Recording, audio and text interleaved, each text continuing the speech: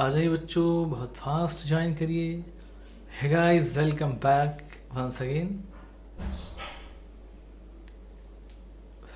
नमस्ते नमस्ते बेटा, good evening to all, good evening good evening. Please join fast बच्चों। तो आज हम लोग पढ़ेंगे इकोलॉजी का सेकंड लेक्चर।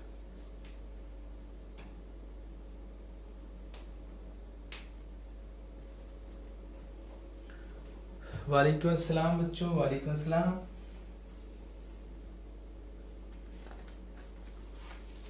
बहुत फास्ट ज्वाइन करिए बच्चों।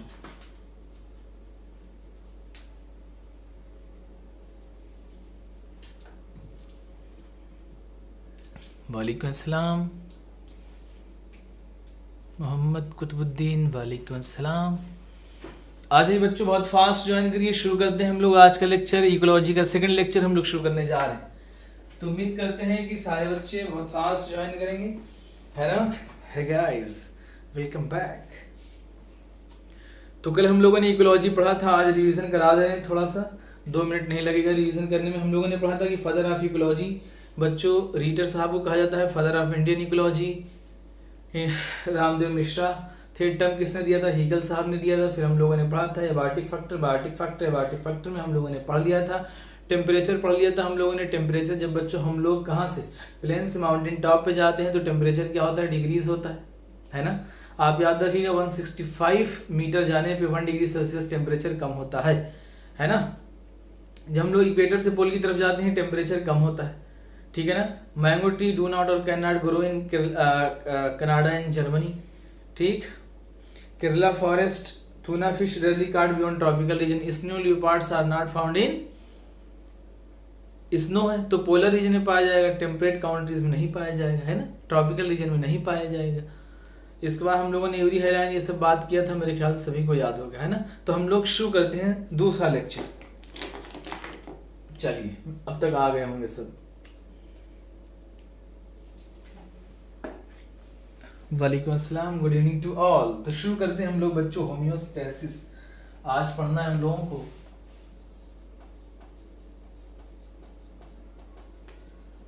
एक होता है बच्चों homeostasis responses to abiotic factor, एक होता है होम्योस्टेसिस और दूसरा होता है बच्चों हीमोस्टेसिस। दो टर्म हैं, दिमाग लगा के समझिए। एक होता है बच्चों हीमोस्टेसिस, भाई फिर कर दो मेरी लाल, ठीक। होम्योस्टेसिस और हीमोस्टेसिस दोनों में डिफरेंस क्या होता है? होम्योस्टेसिस का मतलब होता है बच्चों मेंटेन दी इंटरनल। तो आपको भूख बहुत ज्यादा लगती है, जबकि जो दिन होता है वो 10 से 11 घंटे का होता है। 10 से 11 घंटे का, 12 घंटे का नहीं होता है, ठीक है ना। तभी आपको भूख बहुत ज्यादा लगती है ठंडियों में, क्योंकि इंटरनल एक्सटर्नल इन्वायरमेंटल टेम्परेचर जो होता है बहुत लो होता है in comparison to our body. Our body temperature is about to 37 degree Celsius, fix temperature है। तो उसमें हम लोगों को मेंटेन करना होता है, तो उसमें एनर्जी बहुत ज़्यादा खर्च होती है, ठीक है ना। क्योंकि metabolism is very expensive process, thermo regulation is very expensive process. तो हम लोगों को उसको मेंटेन करने के लिए जो है एनर्जी खर्च करनी पड़ती है, इस वजह से भूख बहुत लगती है ठंडियों में। बात समझ रहे हैं मेरे ख्याल से, ठीक है ना। बिहेवियर भैया यहाँ बहुत गर्मी, हम लोग चले चलें कहीं और, है ना। बताइए समझ में आ रहा है कि नहीं? Please try again. Video buffering buffering buffering. वफा जरा देखो इधर क्या हो रहा है। चल तो रही है वीडियो, तुम ये देखना बफरिंग हो गई बताना, ठीक। अब एक होता है बच्चों हीमोस्टेसिस। आजकल मौसम खराब चल रहा है, इस वजह से बफरिंग हो रही है। हीमोस्टेसिस का मतलब क्या होता है? Coagulation of blood, coagulation of blood, या कहें clotting of blood, clotting of blood, या कहें stoppage of flow of blood या कहें fibrin formation, network of fibrin formations around wound, ठीक, क्या कहलाएगा, हीमोस्टेसिस, यानी ब्लीडिंग को रोकना, स्टॉपेज ऑफ ब्लीडिंग, नहीं समझ पाए, स्टॉपेज ऑफ ब्लीडिंग। अब स्टॉपेज ऑफ ब्लीडिंग कैसे हो सकती है, by coagulation mechanism, by fibrin formations, है ना, बताएं, क्लियर। अभी भी बफरिंग हो रही है क्या, अभी भी बफरिंग हो रही है बच्चों, बताइए, होम्योस्टेसिस एंड हीमोस्टेसिस समझ में आया कि नहीं। हीमो मतलब होता है ब्लड, बताइए बच्चों फटाफट, कोई कमेंट बॉक्स में रिप्लाई नहीं कर रहा है। होम्योस्टेसिस फिर से समझाइए, चलो आओ। होम्योस्टेसिस का मतलब होता है कि maintenance of the internal environment of our body, अपनी बॉडी का जो है इन्वायरमेंटल टेम्परेचर मेंटेन करना कहलाता है होम्योस्टेसिस। अब आपके अंदर बॉडी फ्लूइड्स है तो बॉडी फ्लूइड को मेंटेन करना कहलाएगा, यानी ऑस्मोटिक कंसंट्रेशन जो फ्लूइड्स हैं उनको मेंटेन करना। उसमें क्या क्या हो सकता है, पीएच को मेंटेन करना, पार्शियल प्रेशर आप ले लीजिए, हर चीज़ का बराबर हो, लाइक ऑक्सीजन, CO2, है ना, सभी को मेंटेन करना। बताइए,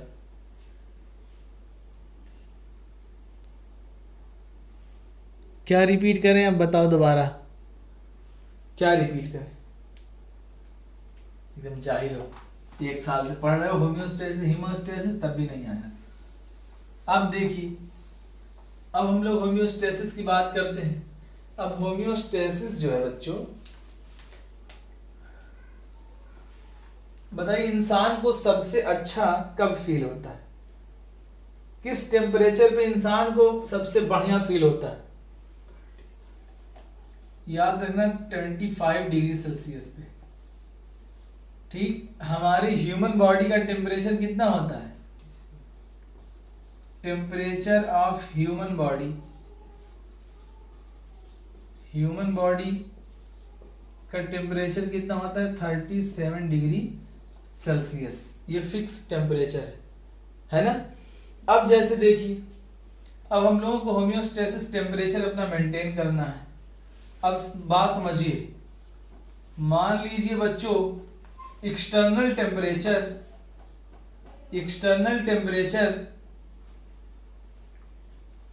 20 डिग्री सेल्सियस है, या मान लीजिए 15 डिग्री सेल्सियस है external environmental temperature. External environmental temperature मैं लिख दे रहा हूँ, एक्सटर्नल इन्वायरमेंटल टेम्परेचर जो है बच्चों वो कितना है 20 डिग्री सेल्सियस और 15 डिग्री सेल्सियस। अब आप बताइए, आपको होम्योस्टेसिस मेंटेन करना है, अपना टेम्परेचर मेंटेन करना है, तो आप कैसे करेंगे, क्योंकि we are human, we have a property of regulation, तो हम रेगुलेट करेंगे अपनी बॉडी का टेम्परेचर। तो हम लोग कैसे मेंटेन कर सकते हैं, आप लोग बताएंगे, कोई रजाई ओढ़ लो 2-4, अभी कह रही 2-4 रजाई ओढ़ लो, है ना। जगात कह रहे हैं कि हम ब्लैंकेट, हम CBSE बोर्ड वाले हम ब्लैंकेट जो है ओढ़ेंगे, है ना। तो क्या होगा इससे बच्चों, हम लोग अपना टेम्परेचर मेंटेन कर लेंगे। क्लियर कर लोगे। मान लीजिए external temperature, external environmental temperature बच्चों, एक्सटर्नल इन्वायरमेंटल टेम्परेचर जो है वो आपका पहुंच गया है 40 डिग्री 40 डिग्री सेल्सियस, जैसा आजकल रह रहा है 42 डिग्री सेल्सियस 44 डिग्री सेल्सियस। अब आप क्या करेंगे, अब आप कैसे मेंटेन करेंगे बताइए, अब आप कैसे मेंटेन करेंगे। कुछ लोग कह रहे हैं कि हम फैन चलाएंगे, कुछ लोग कह रहे हैं फैन चलाएंगे, कुछ लोग कह रहे हैं सर हम कूलर चलाएंगे, कह रहे हैं हम थोड़ा सा ज्यादा अमीर है हम कूलर लगाएंगे, कुछ लोग कह रहे हैं हम गरीब हैं हम बाग में जाके बैठेंगे, बाग में जाके बैठेंगे, ठीक, नेचुरल एयर लेंगे।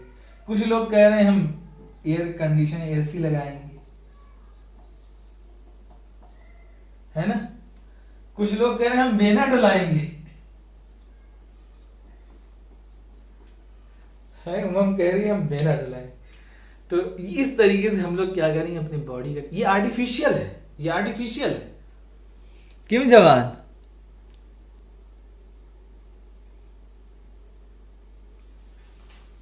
बताओ।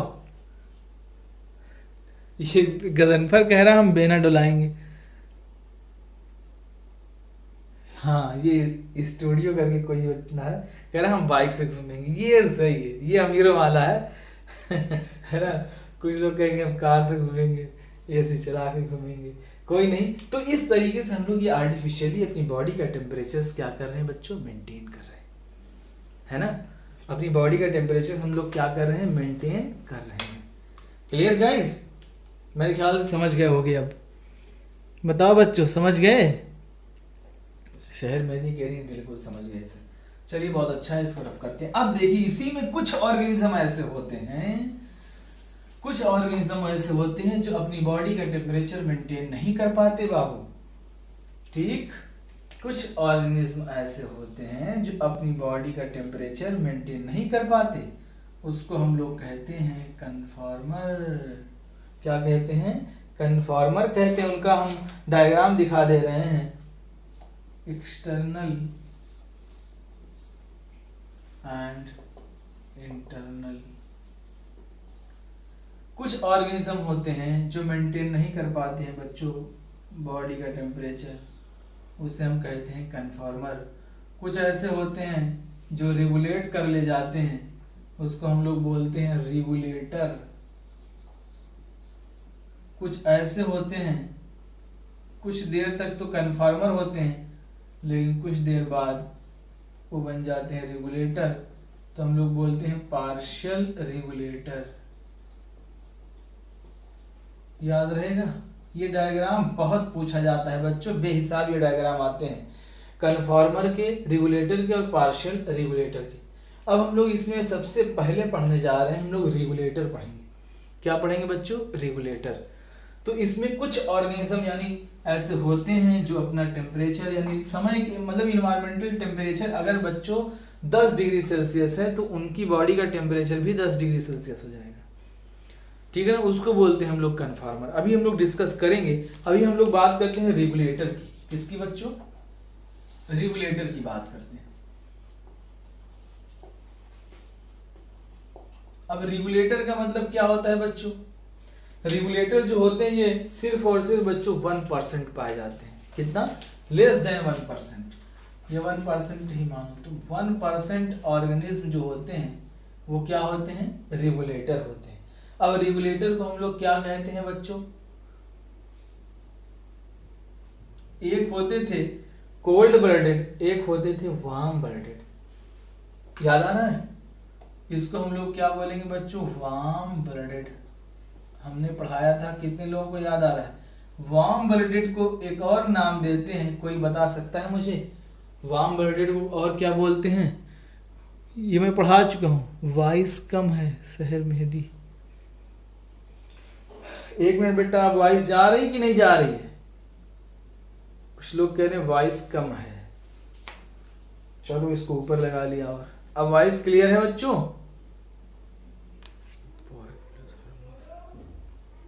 पोइक्लोथर्मस कोल्ड ब्लडेड को कहते हैं बेटा। कोई है ऐसा जो मुझे बता दे? फटाफट बताओ बच्चों, बताओ अगर तुम्हें अगर याद। कोई ऐसा है जो मुझे बता दे?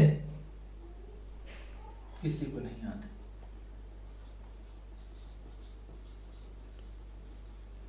इंडोथर्मल कहेंगे, वार्म ब्लडेड कहेंगे। अब ये जो होते हैं 1% होते हैं बच्चों, तो इसमें याद रखिएगा nearly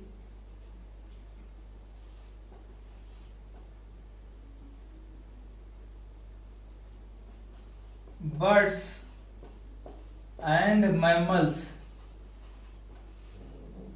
nearly all birds and mammals few lower vertebrate and invertebrate species, याद रखिएगा ये लाइन।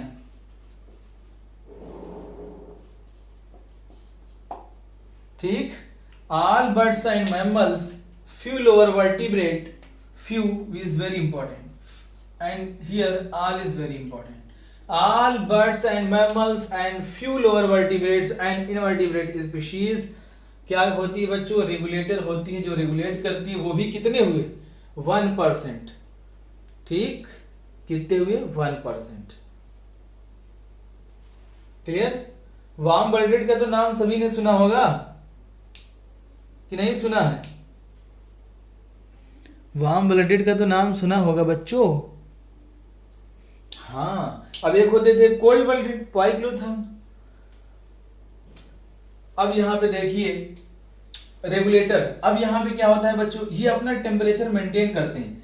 अब यहाँ पे अगर इनका बच्चों टेम्परेचर ह्यूमन बॉडी का फिक्स होता है 37 डिग्री सेल्सियस, ये टेम्परेचर फिक्स हमारा है ना।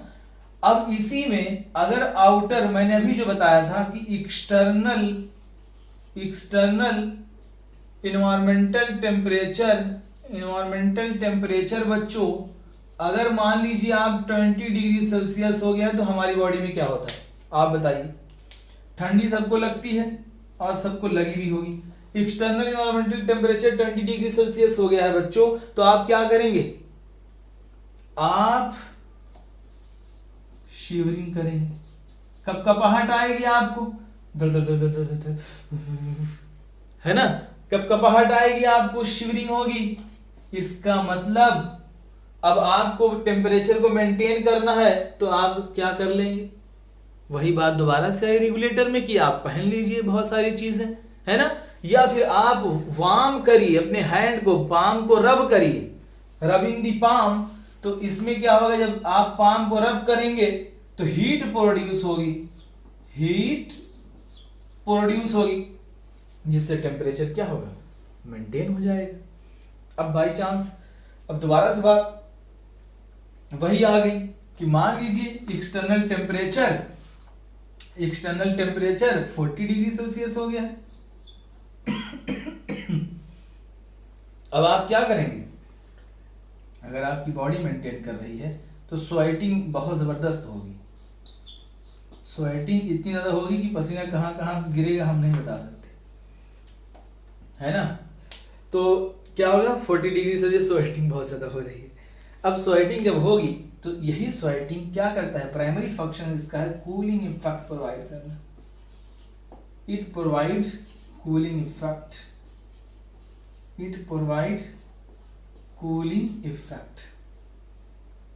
समझ गए। ये कूलिंग इफेक्ट देगा और आपकी बॉडी का टेम्परेचर कूल डाउन होगा। तो ये हो गए टेम्परेचर की बातें।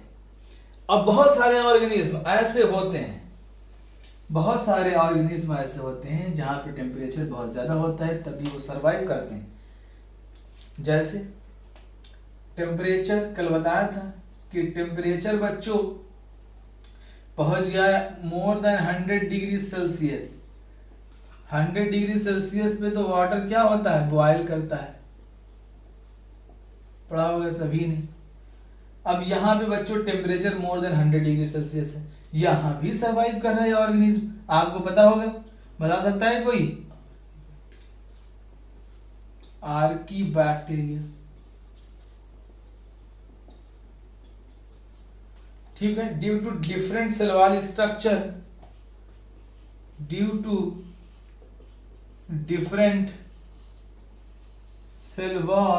स्ट्रक्चर, और एक रीजन और दिया जाता है ड्यू टू होमोपोलर बॉन्ड होने की वजह से ये हार्श कंडीशन में सरवाइव करता है। क्लियर है गाइस? बताइए, ये हार्श कंडीशन में क्या करता है, अपने आप को सरवाइव करता है। कोई नहीं बता रहा है।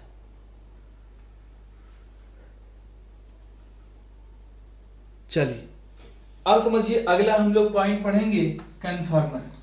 अब कन्फर्मर क्या होते हैं?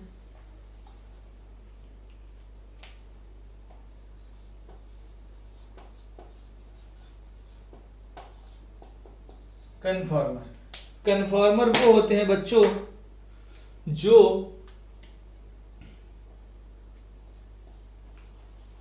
टेम्परेचर चेंज विद एक्सटर्नल, ऑफर फिल नहीं किया था क्या? अच्छा ये सब है। Temperature change with external environmental temperature, ठीक। इनका टेम्परेचर जो है, मान लीजिए external environmental temperature 10 degree Celsius है। ये मान लीजिए एक एरिया है, यहाँ का टेम्परेचर 10 डिग्री सेल्सियस है बच्चों, और यहाँ का एरिया जो है 0 डिग्री सेल्सियस है, ठीक। और यहाँ कुछ एरिया यहाँ पे पाया जा रहा है जहाँ का टेम्परेचर 25 डिग्री सेल्सियस है। तो होता क्या है कि जो कन्फॉर्मर होते हैं, कन्फॉर्मर जो होते हैं वो याद रखिएगा सबसे ज्यादा होते हैं कन्फॉर्मर। क्यों होते हैं वही मैं बताऊंगा आपको। Nearly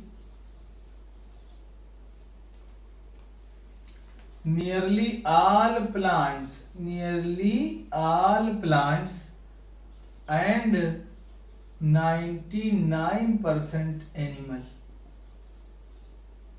are conformer। इसीलिए मैं वो बात कह रहा था कि सिर्फ और सिर्फ 1% रेगुलेटर होते हैं।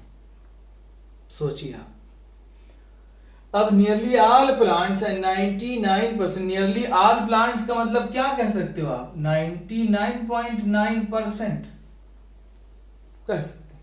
Nearly all plants and 99% animals are conformer, यानी 1% रेगुलेटर है जो रेगुलेट करता है।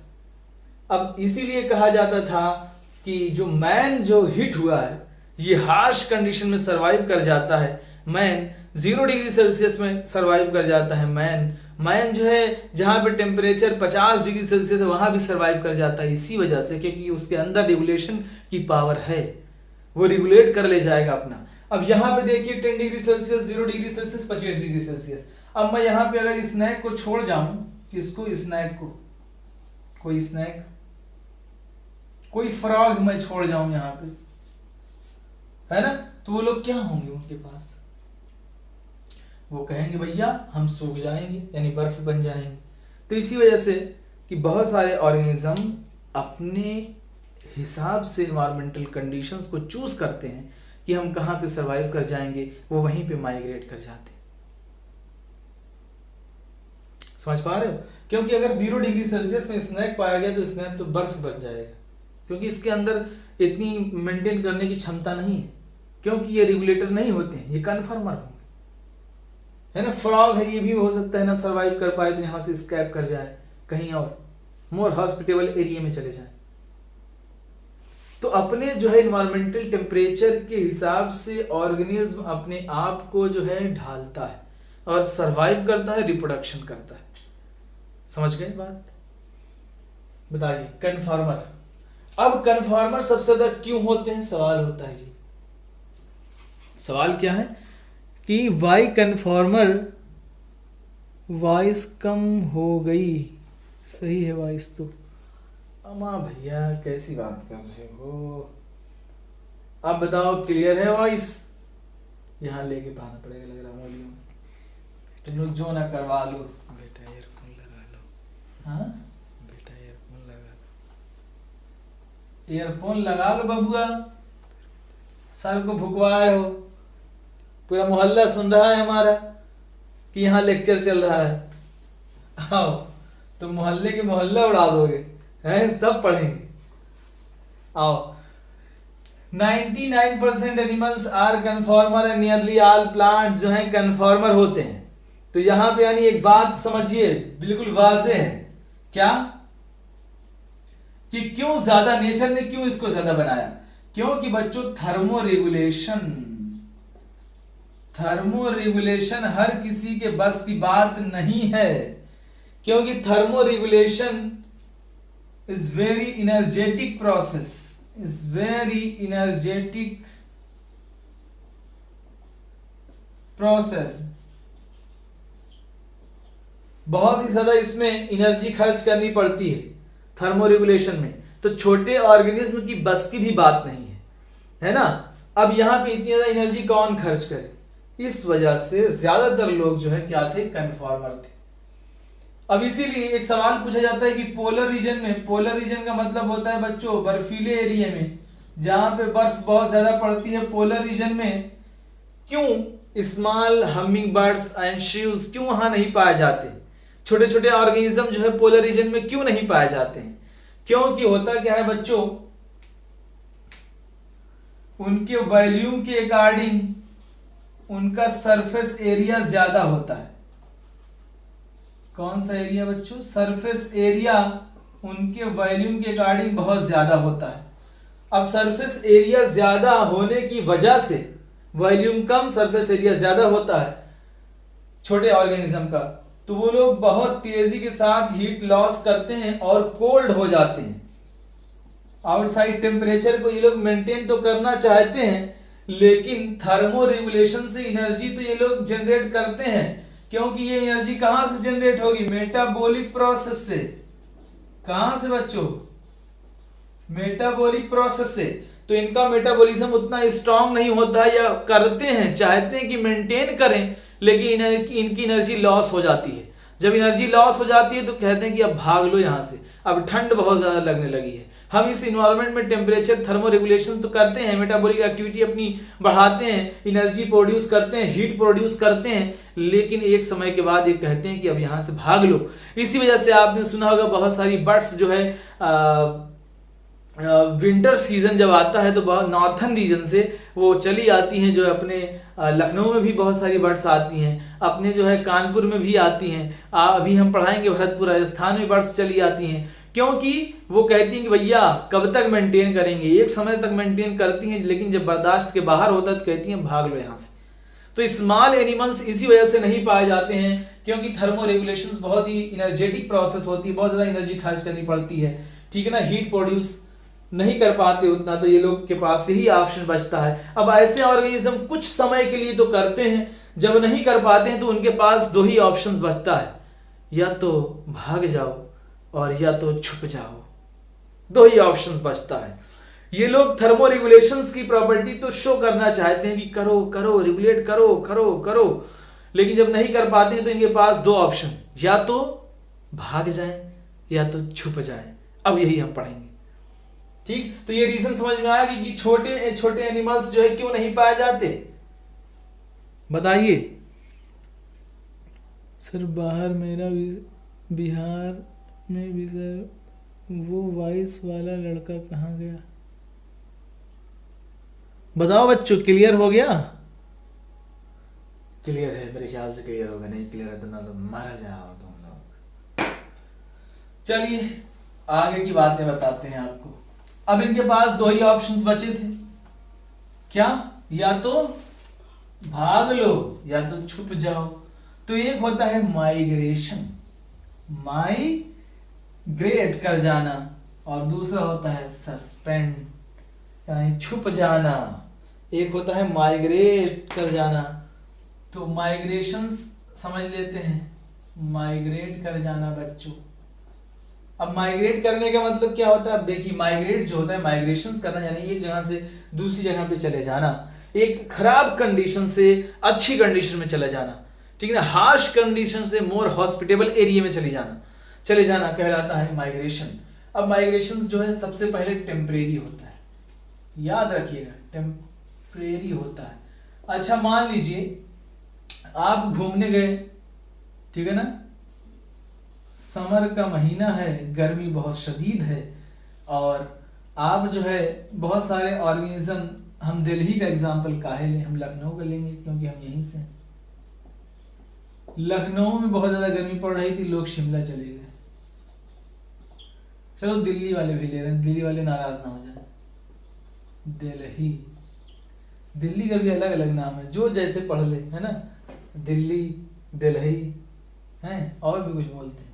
तो कहाँ मूव कर जाते हैं? शिमला। अब यहाँ पे क्या है? हार्श कंडीशन, समर का महीना था, एक अच्छे इन्वायरमेंट में चले गए। अच्छा तुम चले गए शिमला तो क्या वहीं रह जाओगे?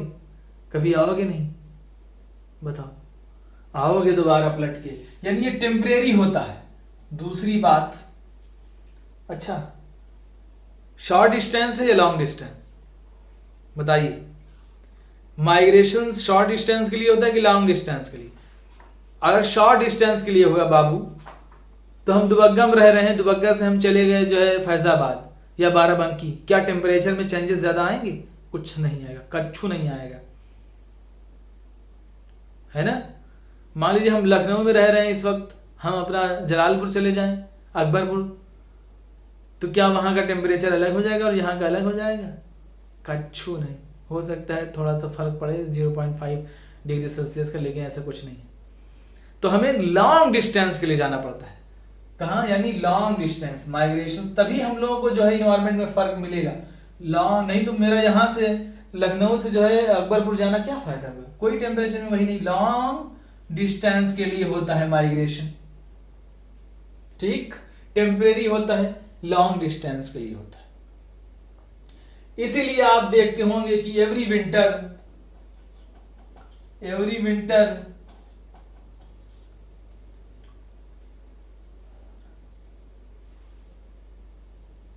Keoladeo national park,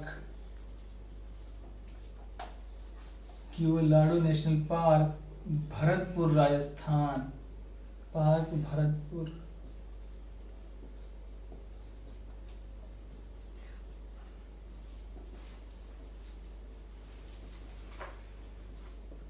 thousands of migratory bird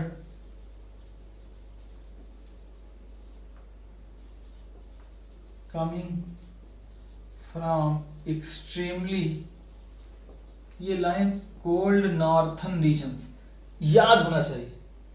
ये लाइन बिल्कुल एकदम दिमाग में घुस जानी चाहिए, यही पूछता है। Every winter the famous Keoladeo national park Bharatpur Rajasthan house thousands of migratory birds coming from Siberia and extremely cold northern region से आती हैं, ठीक है ना। क्योंकि ये लोग ठंडे इलाका है और राजस्थान आपका गर्मी वाला इलाका है, तो वो लोग वहाँ से जब बहुत ज़्यादा ठंडी पड़ती है विंटर के सीज़न में, क्योंकि नॉर्मली वहाँ ठंड होती है, विंटर आए तो और ठंड होने लगी, तो वो लोग वहाँ से माइग्रेट करके यहाँ आ जाती हैं। इसी वजह से आपने अगर ध्यान दिया हो, जो बर्ड फ्लू आया था सबसे पहले राजस्थान में आया था, राजस्थान में सबसे पहले देखा गया था। यही रीजन है उसका, क्योंकि बर्ड्स वहां पे आती हैं, अलग अलग जगह से आती हैं। हो सकता है वहां रहा हो, वो लेके चली आई। जैसे कोरोना, मान लीजिए कोई दुबई से आ रहा है, उसको कोरोना है, इंडिया में लेके चला आया, है ना। इसी तरीके से वहां पे राजस्थान में देखा गया, क्योंकि वहां की बर्ड्स जो है राजस्थान में आती थी, तो वहां पे जब चेक किया गया तो बर्ड फ्लू वहां के बर्ड्स में देखा गया। तो ये लगता है हमें कि वहीं बर्ड फ्लू हुआ था, तो वो बर्ड्स लेके चली आई थी। तो यहाँ पे भी इन्फेक्टेड हो जाएंगे, वो बर्ड्स कहीं और जाएंगे, वो भी इन्फेक्टेड होंगे, है ना। बताओ बच्चों, क्लियर? बेटा ये कच्छू क्या है?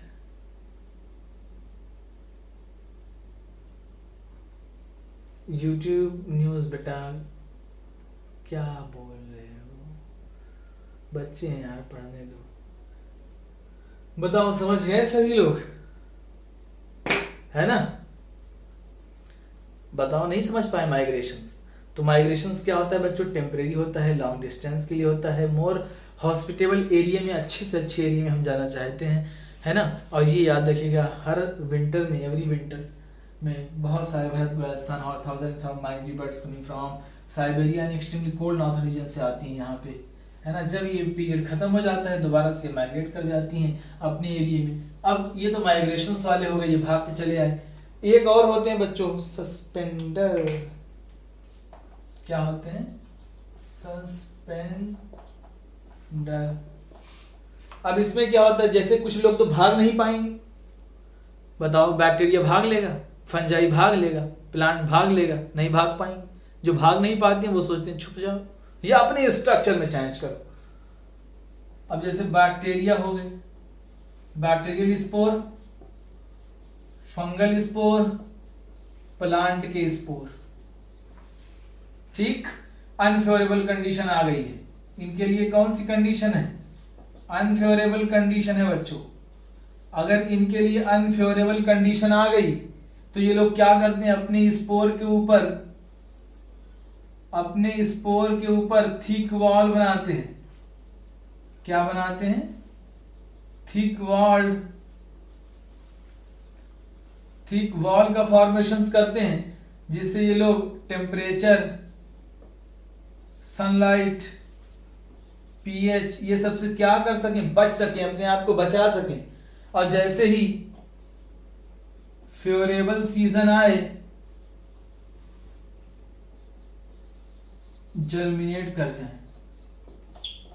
क्या कर जाएं? ये जैसे ही फेवरेबल सीजन आए और ये जर्मिनेट कर जाएं। जब ये जर्मिनेट कर जाएंगे इनके लिए अच्छा सीजन है ना। पानी वानी भर जाए तालाब में। आपने देखा होगा कि गर्मी के महीने में क्या होता है कि जब बारिश वारिश नहीं होती है तो सारे के सारे उसमें स्पोर्स पड़े होते हैं अलग अलग जो है ऑर्गेनिज्म के, और बिल्कुल ड्राई सा होता है माहौल। एक दो बारिश जब होती है तो धीरे धीरे आप देखते हैं सब कुछ ग्रीनरी सा माहौल हो जाता है। आजकल देख रहे होंगे आप, हर तरफ ग्रीनरी आपको दिख रही है, क्योंकि स्पोर्ट्स जमीन के अंदर पड़े थे। उनका अनफेवरेबल सीजन था, वो दबे कुचले थे बिल्कुल, लेकिन जैसे ही फेवरेबल सीजन आया उन्होंने ग्रोथ की अपनी और हर तरफ हरियाली फैला दी। ठीक, अब बहुत सारे होते हैं। अब जैसे एनिमल की बात करें अगर हम, किसी बच्चों एनिमल की, एनिमल में पहला एग्जांपल बियर बच्चों चला जाता है हाइबरनेशन में। किसमें? हाइबरनेशन। अब हाइबरनेशन का मतलब क्या होता है? Winter sleep. किसको बच्चों? विंटर स्लीप, यानी ठंडी में जाके ये लोग सोते हैं। ठीक, कोई गुफा मिल गई, गए सो गए घुस के उसी में, निकले ही नहीं विंटर सीजन में। बोले जाओ, जब पीरियड खत्म हो जाएगा फिर हम निकलेंगे। ठीक, तो हाइबरनेशन, हाइबर में देखो बी आ रहा है तो बियर। ठीक, अब एक होता है एस्टिवेशन। एस्टिवेशन इसको बोलते हैं हम लोग समर स्लीप। क्या बोलते हैं बच्चों? Summer sleep. Aestivation, summer sleep, hibernation, winter sleep. लिख लीजिएगा जरूर। इसमें कौन कौन एग्जाम्पल होते हैं बच्चों? Snail and fish. Snail and fish. ठीक, एक और होता है बच्चों, ये मैचिंग के क्वेश्चन आएंगे यहां से, मैचिंग के। एक और होते हैं डायापॉज। डायापॉज का मतलब होता है बच्चों inactive period, metabolic inactive period. क्या कहेंगे हम? Inactive period, metabolic activity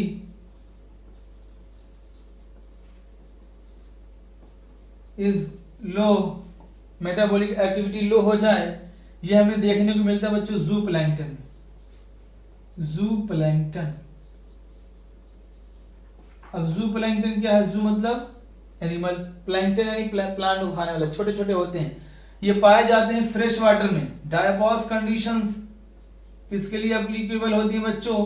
found in fresh water organism. ठीक, किसमें बच्चों? Fresh water organism like pond, lake, ये सब क्या है? फ्रेश वाटर है। पॉन्ड, लेक, ये सब क्या है बच्चों? Fresh water. अब इंसेक्ट, कुछ इंसेक्ट में भी ये देखने को मिलता है diapause condition also seen in insect. ठीक, आपने एक और पीरियड इसमें सुना होगा, जैसे सीड वुड गिर गए तो डॉर्मेंसी। डॉर्मेंसी कितने लोग जानते हैं? डॉर्मेंसी का मतलब क्या होता है? इनएक्टिव पीरियड है किसी सीड का। इनएक्टिव पीरियड, उस पीरियड में वो ग्रोथ नहीं करेगी, जब वो पीरियड खत्म हो जाएगा तब वो ग्रोथ करेगी। ठीक, इस दौरान क्या होता है? इनके अंदर वाटर की कमी हो जाती है, वाटर कंटेंट रिड्यूस हो जाता है, 15% मॉइस्चर बाय मास पाया जाता है, और इसमें जो है एंजाइमेटिक एक्टिविटी भी स्लो हो जाती है। क्लियर बच्चों? बताइए, यहाँ तक हमने अभी तक 4 चीजें आपको पढ़ाई। रेगुलेटर पढ़ाया मैंने, कन्फॉर्मर पढ़ाया, माइग्रेटेड, सस्पेंडेड। ठीक, फटाफट बताएं मुझे अगर क्लियर हो, मैं अगला चैप्टर शुरू करूँ, अगला टॉपिक शुरू करूँ, एडेप्टेशन।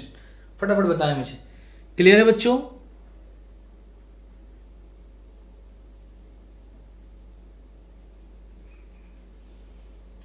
तो ये चीजें जो है आपको टिप पे होनी चाहिए, ठीक है ना। फिर से मैं बोल रहा हूं कि इकोलॉजी बहुत ही आसान है, इसको बहुत अच्छे से पढ़िए बेटा।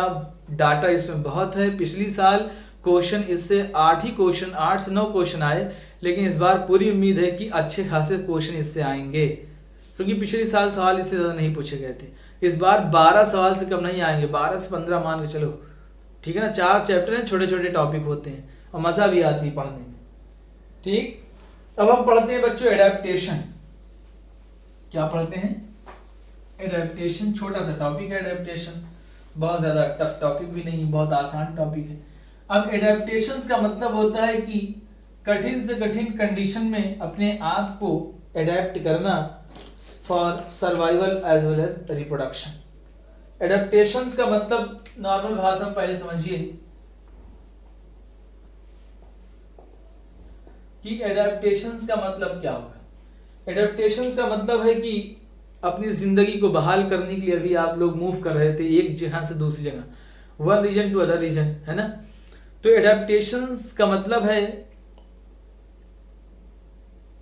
कि कोई भी ऑर्गेनिज्म अपने आप को, चाहे वो फिजियोलॉजिकल हो तरीका हो, चाहे वो मॉर्फोलॉजिकल हो, चाहे वो बिहेवियरल हो, ठीक है ना, तीनों तरीके से अपने आप को इन्वायरमेंट में क्या चाहता है कि मैं सरवाइव करूं और अपनी, ठीक है ना, और रिप्रोडक्शन करूं, ताकि मेरे जो है लोग इस इन्वायरमेंट में आगे बढ़ें, फलें फूलें, है ना।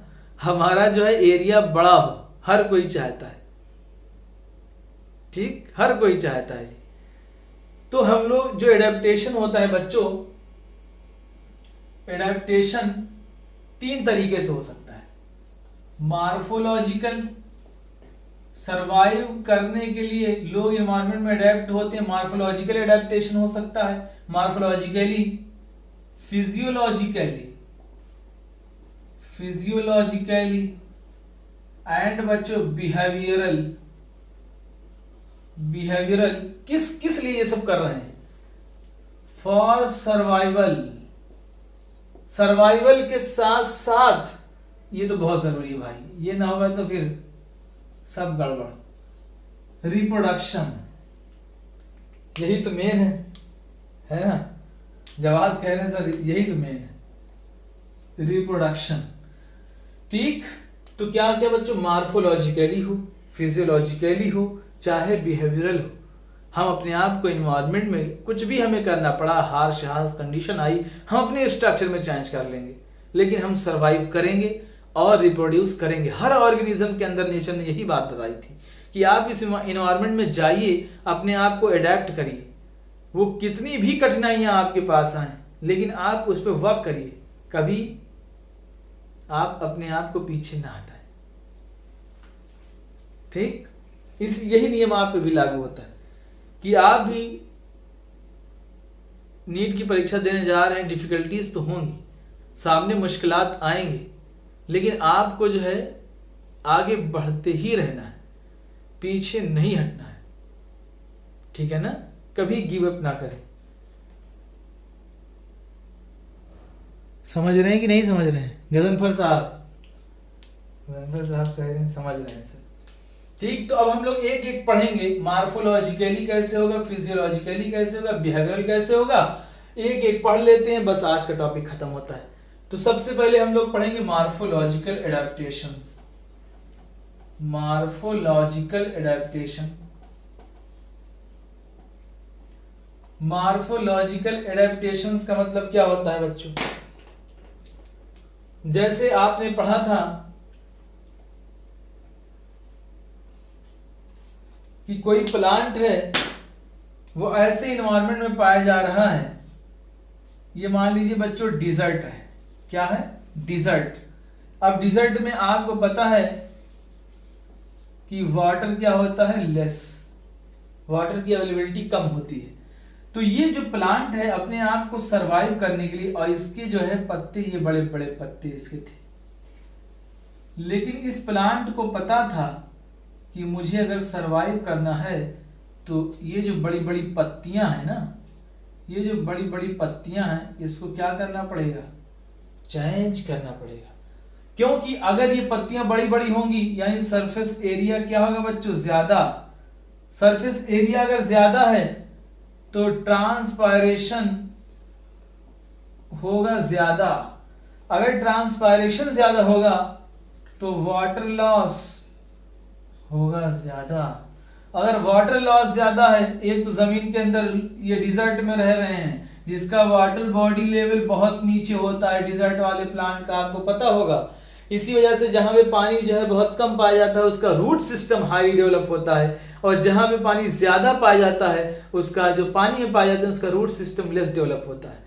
तो यहाँ पे रूट सिस्टम हाईली डेवलप्ड होता है लेकिन शूट सिस्टम ज्यादा डेवलप नहीं होता है डिजर्ट वाले प्लांट में, जीरोफिटिक प्लांट में, जो जीरोफिटिक कंडीशन में पाए जाते हैं। तो ये जो कंडीशंस आ रही है इस प्लांट की जान ले लेगी, इस प्लांट की डेथ हो जाएगी बच्चों अगर इसने अपने स्ट्रक्चर में चेंज ना किया।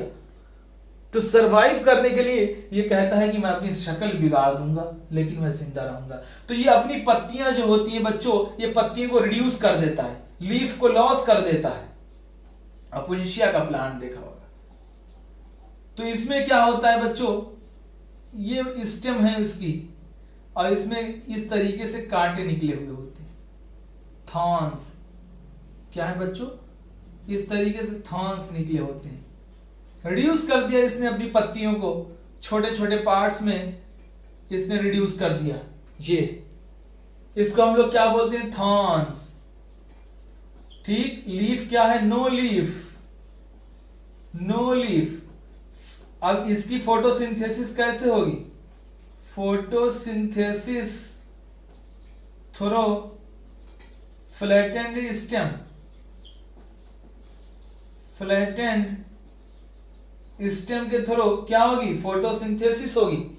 लीफ को लॉस कर दिया, स्पाइंस में कन्वर्ट हो गए या थॉर्न्स का स्पाइंस में कन्वर्ट हो गए छोटे छोटे, और no leaf, photosynthesis flattened stem के थ्रू हो रहा था। और क्या चेंज किया नेचर ने इसके अंदर, मैंने बताया था इसके जो स्टोमेटा थे बच्चों, stomata open in night and closed stomata open in night, closed during daytime, during day। Stomata इसके अब रात में क्यों खुल रही थी, ये सारी बातें मैंने बताया था आपको, इस वजह से बच्चों। और इसने एक बात और की थी कि नंबर ऑफ स्टोमेटा को भी रिड्यूस कर दिया था, reduce the number of stomata, क्योंकि स्टोमेटा जितना ज्यादा होगा ट्रांसपायरेशन उतना ज्यादा होगा, तो स्टोमेटा को भी रिड्यूस कर दिया इसने। और यहां पे क्या है, stomata open in night and close during day time. अब इसमें क्या हुआ, ट्रांसपायरेशन से लॉस नहीं हुआ, क्योंकि जब सनलाइट बच्चों पड़ती है लीफ के ऊपर तो जो वाटर के मॉलिक्यूल्स होते हैं उसमें टेंशन डेवलप होता है, और जितना ज्यादा मॉलिक्यूल ट्रांसपायरेशन से यानी वेपोरेशन से लॉस होगा उतना ही ज्यादा वाटर के मॉलिक्यूल्स नीचे से ऊपर जाएंगे। क्लियर। तो यहां पे इस वजह से नेचर ने कहा कि एक तो पानी की कमी, ऊपर से अगर तुमको दिन में खोल दें हम तो धूप पड़ेगी, उतना ही ज्यादा पानी लॉस होगा, पानी अंदर बचा ही नहीं, तुम मर जाओगे। कहा कि तुम उलट जाओ, उल्टा कर लो, तुम अपना स्टोमेटा रात में खोलना, दिन में ना खोलना, नहीं तो सूख के सुखंडी हो जाओगे। कहा ठीक है साहब, सही बात बता रहे हैं। बताओ बच्चों, क्लियर? नहीं समझ पाए, क्लियर कि नहीं क्लियर? चलिए एक चीज और क्या की, इसके ऊपर थिक क्यूटिकल का फॉर्मेशन किया। और क्या किया नेचर ने, रफ करता हूं, और नेचर ने क्या किया, थिक क्यूटिकल का फॉर्मेशन किया। Thick cuticle formation, thick cuticle formation हुआ, क्यूटिकल की थिक लेयर बनी, क्योंकि ये क्या करती है, it prevents it prevents the water loss, ये लॉस ऑफ वाटर से क्या करती है, ये प्रिवेंट्स करती है थिक क्यूटिकल का फॉर्मेशन हुआ। ठीक, तो यानी थिक क्यूटिकल हुई, सरफेस एरिया रिड्यूस हुआ, स्टोमेटा का नंबर बढ़ा, लीफ खत्म हुई, स्टेम के थ्रू फोटोसिंथेसिस हुई। समझ गए? चलिए अब इसके बाद हम लोग आते हैं, और ये मार्फोलॉजिकल एडेप्टेशन है बच्चों। मार्फोलॉजिकल एडेप्टेशंस में एक मैंने ये बताया, दूसरा हम लोग पढ़ेंगे मार्फोलॉजिकल एडेप्टेशन में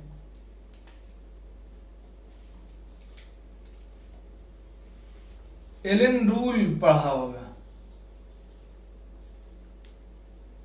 एलन रूल कोई मुझे बता सकता है क्या होता है? जो ठंडा इलाका होता है वहां के लोगों के जो हाथ पैर होते हैं बच्चों, लिम्स क्या होते हैं, शॉर्टर होते हैं। ईयर जो होते हैं वो स्मॉल होते हैं, छोटे होते हैं। ठीक, जिससे क्या होता है, ज्यादा लॉस नहीं हो पाता है। समझ पा रहे हैं कि नहीं? शॉर्टर ईयर होगा, शॉर्टर लिम्स होंगे। ठीक, एडेप्टेशंस करने के लिए वो लोग क्या करते हैं, क्योंकि सबसे ज्यादा अगर आपने देखा हो ठंडी के मौसम में सबसे ज्यादा ठंडी कहाँ लगती है, ईमानदारी से बताना। सबसे ज्यादा ठंडी दो ही जगह लगती है,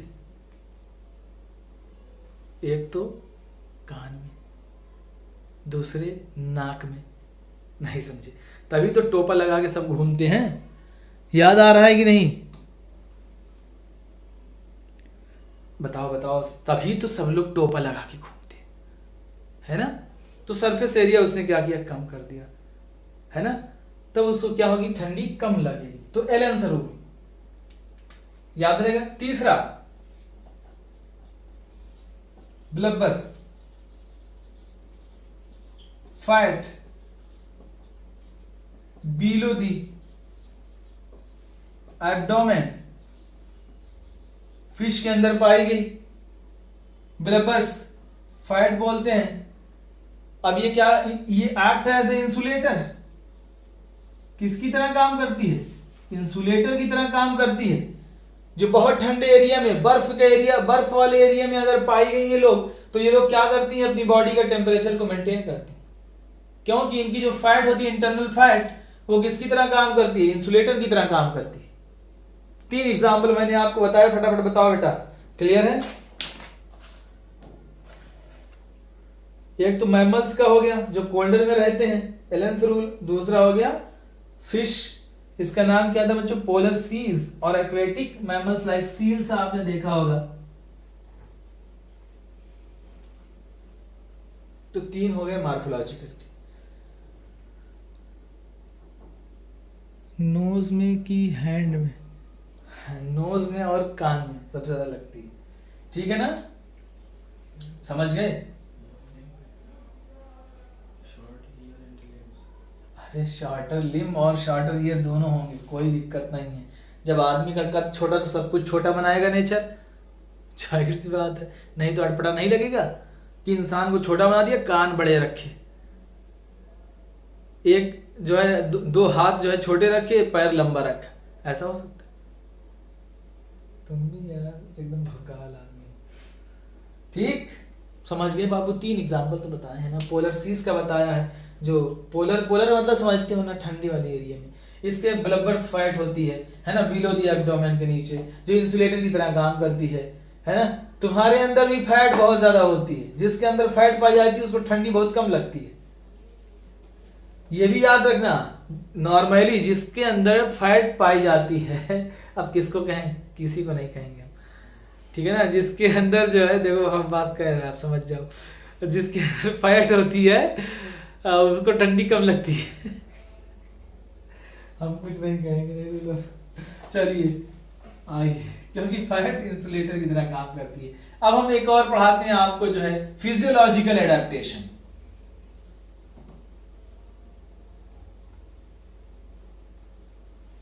ठीक, फिजियोलॉजिकल एडेप्टेशन।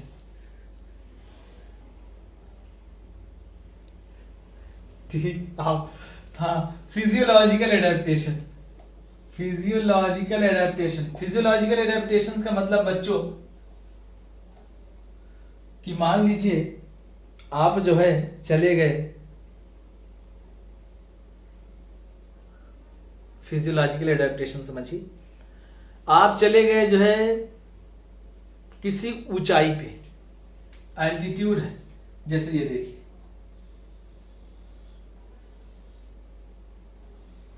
ये पहाड़ी इलाका है, जैसे जैसे आप ऊपर जा रहे हैं ऑक्सीजन की अवेलेबिलिटी कम हो रही है। जैसे जैसे आप ऊपर जाते हैं बच्चों, ये मान लीजिए यहाँ पे 21% ऑक्सीजन रही, लेकिन अब जैसे जैसे आप ऊपर जा रहे हैं वैसे वैसे ऑक्सीजन की अवेलेबिलिटी क्या हो रही है, कम हो रही है।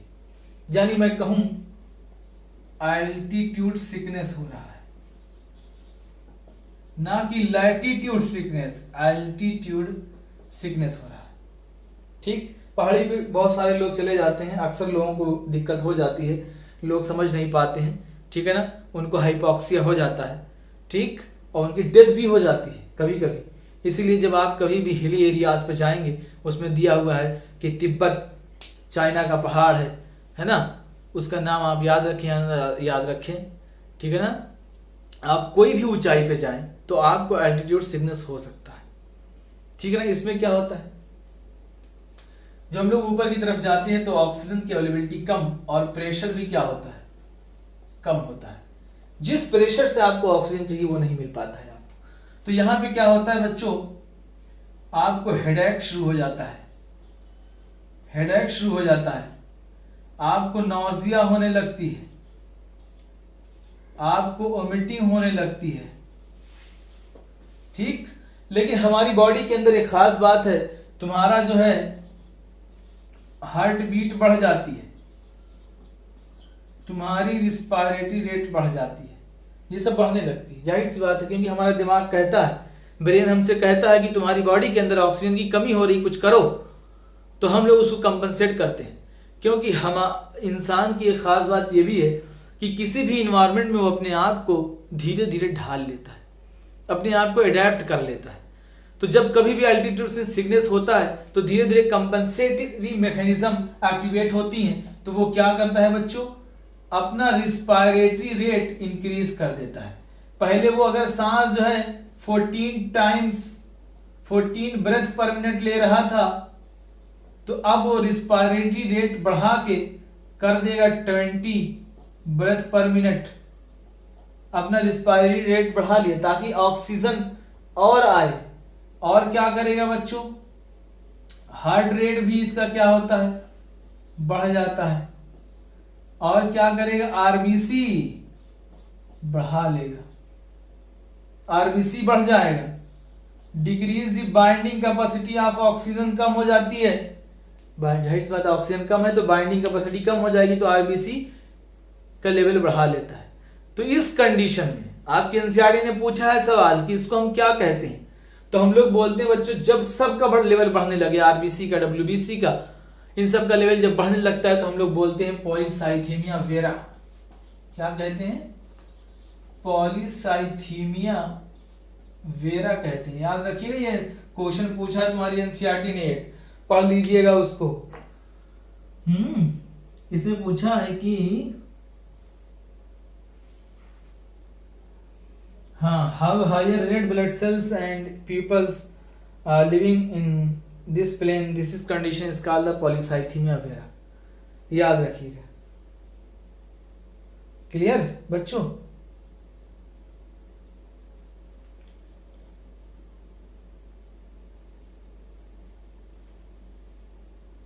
तंजीम फातिमा, बेटा यहाँ पे एक लिखा हुआ है कि many tribes live in high altitude of Himalayas find out they normally have a higher and red blood cell production, total hemoglobin than people living in plants. This condition is called the polycythemia vera.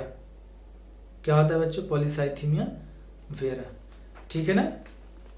कब होता है ये याद रखना है आपको कि ये कब होता है। 3500 मीटर, कितना बच्चों, 3500 मीटर ऊपर जाने पे, यानी 3.5 किलोमीटर ऊपर जाने पे ये कंडीशंस आपको देखने को मिलेगी। एल्टीट्यूड सिकनेस हो सकता है, बहुत सारे टूर्स जाते हैं तो उसमें देखने को मिला है। ये सब अक्सर आप भी जाएंगे तो आपको देखने को मिल जाएगा, एक आध दो को हो जाता है। ठीक, ये तो पहला मैंने बताया। दूसरी बच्चों हम लोग अगर बात करें फिजियोलॉजिकल एडेप्टेशन की, तो फिजियोलॉजिकल एडेप्टेशंस, अब जैसे देखिए हमारी बॉडी का टेम्परेचर कितना है बच्चों, 37 डिग्री सेल्सियस। फिर वही बात आ गई कि एक बैक्टीरिया ऐसा है टेम्परेचर जो मोर देन 100 डिग्री सेल्सियस होता है, ये अपने आप को सरवाइव कर लेता है हाइड्रोथर्मल वेंट्स में, है ना, जहां पे टेम्परेचर बहुत ज्यादा है, उसका नाम है आर्की बैक्टीरिया।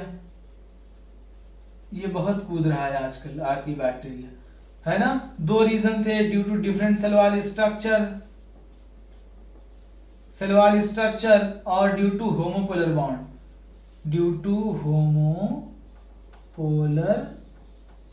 बॉन्ड। क्लियर। एक सवाल और आता है बच्चों, तीसरा एडेप्टेशन, फिजियोलॉजिकल चल रहा है बच्चों। फिजियोलॉजिकल एडेप्टेशन में एक और आता है अंटार्कटिक रीजन में बच्चों, जहां पे temperature below zero degree Celsius होता है अंटार्कटिक रीजन में, वहां पे भी बच्चों फिश सरवाइव करती हैं। वाई, जहां पे टेम्परेचर कितना होता है, बिलो 0 डिग्री सेल्सियस, यानी पूरा बर्फ जमी हुई है, लेकिन तुम्हारी फिश वो बर्फ नहीं बनती है, वो सरवाइव कर जाती है। क्यों फिश सरवाइव? वाई, क्योंकि बच्चों इसके अंदर आइस न्यूक्लिएटिंग प्रोटीन पाई जाती है। इस वजह से जो है ये सरवाइव कर जाते हैं। लिख लीजिएगा रीजन, आइस न्यूक्लिएटिंग प्रोटीन पाई जाती है। सवाल पूछा है इसने, many fish live in Antarctic regions where the temperature is always 0, how do they manage their body fluids. ठीक, हाउ दे मैनेज लिखा है ना, उसमें लिखिएगा आइस न्यूक्लिएटिंग प्रोटीन या एंटी फ्रीजिंग प्रोटीन, या कहिएगा एंटी फ्रीजिंग प्रोटीन।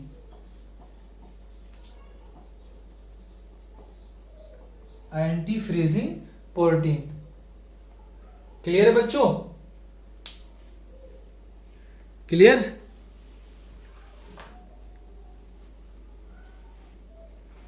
चलिए एक और बताते हैं।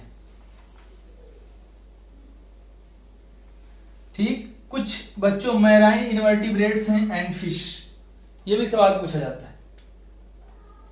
मैराइन इनवर्टिब्रेट्स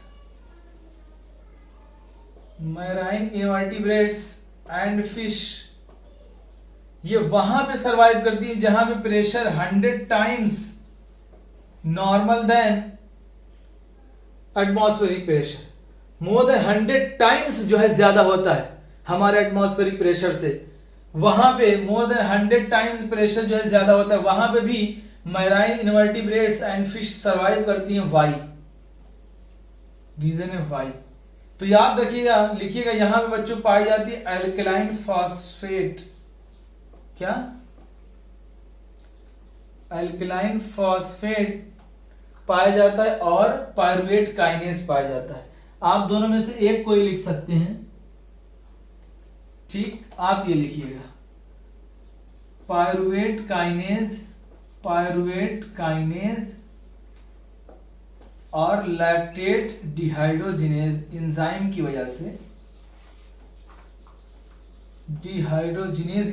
लैक्टेट डिहाइड्रोजिनेज और पायरुवेट काइनेज एंजाइम की वजह से जो है ये सरवाइव कर जाती है।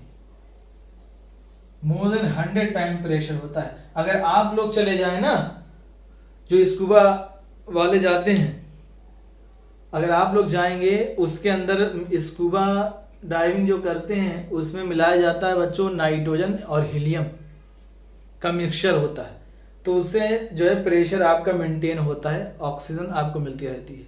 अगर वो हीलियम ना लेके जाए ना तो आपकी आर्टरी वार्टरी पूरी बस्ट हो जाएगी, पता नहीं चलेंगे आपकी गए कहाँ। समंदर के नीचे जो आप जाते हैं तो बस्ट हो जाएगी पूरी की पूरी, जो है आपकी आर्टरी वार्टरी बोन पता नहीं चलेगी, इतना प्रेशर डेवलप होता है, गए कहाँ। इसलिए जो मास्क पूरा देखा होगा आप लगा के जाते हैं वो उसमें मिक्सचर होता है, आप पढ़िएगा, पूछा जाता है हीलियम नाइट्रोजन का मिक्सचर होता है, ऑक्सीजन भी होती है, जाहिर सी बात है ऑक्सीजन होगी। ठीक, तो ये जो है एडेप्टेशन फिजियोलॉजिकल हुआ। एक लास्ट एडेप्टेशन 2 मिनट का है बच्चों, बिहेवियरल एडेप्टेशन। कैसा? बिहेवियरल एडेप्टेशन, बस 2 मिनट लगेगा। बिहेवियरल एडेप्टेशन, अब इस बिहेवियरल एडेप्टेशन में समझिए क्या होता है। बिहेवियरल एडेप्टेशन में बच्चों एक लिजार्ड है, ठीक, ये क्या करती है कि मान ये डिजर्ट में, कहाँ रह रही है? डिजर्ट में। ये डिजर्ट है पूरा रेतीला, रेतीले एरिया हैं, नाट बर्फीले, रेतीले, ये पूरी सैंड पड़ी हुई है ना, रेत पड़ी हुई है। अब यहाँ पे लिजर्ड एक रह रही है। होता क्या है कि जब इसको कोल्ड टेम्परेचर महसूस होता है, ठीक, जब ये डिस्कम्फर्ट महसूस करती है, यानी टेम्परेचर जब कोल्ड हो जाता है, तो ये जो है आके सुबह में मान लीजिए आई, बास्क, बास्क मतलब होता है कि सेकना, बास्क मतलब सेकना, ठीक है ना। ये सनलाइट क्या करती है, कुछ देर तक धूप में रहती है, इस पे सनलाइट पड़ रही है, कुछ देर तक लिजर्ड जो है कहाँ रहती है बच्चों? ये लिजर्ड है, समझिए, कुछ देर तक ये कहाँ रहती है? सन में। ऐसे समझिए कि हम लोग ठंडी जब होती है, बहुत ज़्यादा कोल्ड टेम्परेचर होता है, थोड़ी सी धूप निकली और हम धूप में जाके बैठ जाते हैं, है ना, तो हमें थोड़ा सा कैसा महसूस होता है? गर्मी महसूस होती है। जब गर्मी ज़्यादा महसूस होने लगती है तो हम भागते हैं, है ना। इसी तरीके से ये लिजर्ड क्या करती है? जाती है, ठीक है ना, सनलाइट में बिल्कुल ऐसे पड़ जाती है पूरा, ठीक है ना, धूप उसकी आराम से लेती है, और जैसे उसको गर्मी महसूस होती है, इसके पास 2 ऑप्शंस, या तो ये छाए में चली जाए, ठीक है ना, शेडी प्लेसेस में, ठीक, छायादार जगह पे चली जाए, या कुछ ऑर्गेनिज्म होते हैं जो होल बना के रहते हैं। कैसे? होल बना के, वो ऑर्गेनिज्म चले जाते हैं अपने होल जहां पे बनाए रहते हैं वहां पे चले जाते हैं, जिससे ये टेम्परेचर क्या होता है उनको अंदर, क्योंकि आपने ये पढ़ा होगा कि रेगिस्तान में अगर आप जो है कितना 10 सेंटीमीटर अंदर जाएंगे बालू रेत के अंदर, तो ठंडा होता है। तो क्या होता है? ठंडा होता है, कोल्ड होता है। कैसा होता है? कोल्ड होता है। ये ऊपर वाली रेत जो है बहुत ज्यादा हीट होती है, इसी वजह से रेगिस्तान में क्या होता है, आपने सुना भी होगा कि शाम जैसे ही होती है ठंडी हवाएं चलना शुरू होती हैं।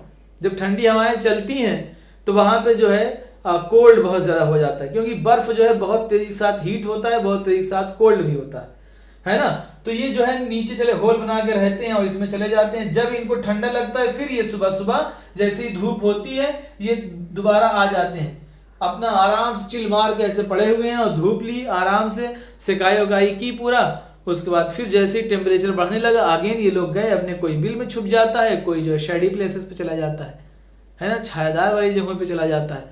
फिर उनको गर्मी महसूस जब होती है, फिर ठंडी जब महसूस होती है अगेन वो अगले दिन फिर आते हैं। तो ऐसे इनकी जो है लाइफ स्पैन चली रहती है। तो यानी ये बिहेवियरल एडेप्टेशन है, अपने बिहेवियर में ये चेंजेस करते हैं, है ना, सुबह शाम क्या करना है हमें, अपने बिहेवियरल एडेप्टेशंस कहते हैं। याद रहेगा बाबू? बताओ।